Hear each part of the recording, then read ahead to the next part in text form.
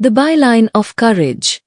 Arjun was a young, passionate reporter in a small-town media house. He could turn an average civic update into a compelling story, and had a nose for truth that made his reports both powerful and human. But his talent went unrecognized. His salary barely covered his rent, and his name rarely appeared under his own articles. Still, he stayed, out of loyalty. The person who had referred him, an old college senior named Vikram, worked in the same office. Vikram had once said, "I believe in your talent. Just give this place some time."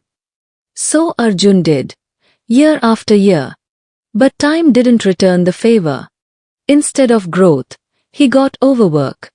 Instead of appreciation, he received commands. His editor published his best work under someone else's name. One night, after submitting an exposé that took him 3 sleepless weeks to complete, he overheard the editor say, "Arjun is a good foot soldier. But that's all." The next morning, Arjun stared at his name, absent again, while someone else got the credit. Something inside him shifted. Not in anger, but in quiet clarity. He wrote his resignation letter, attached all his published articles, and drafted a new resume.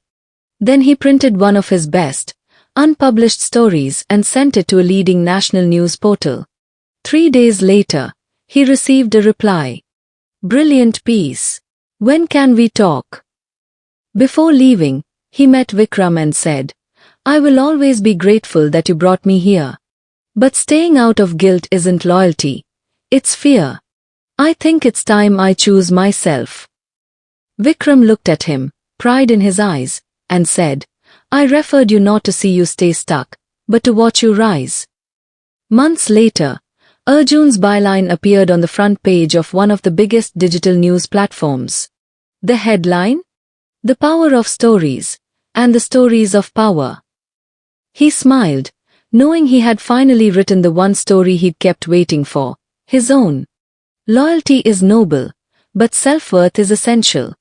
When a door doesn't open, it's not disloyal to walk toward a better one. It's brave.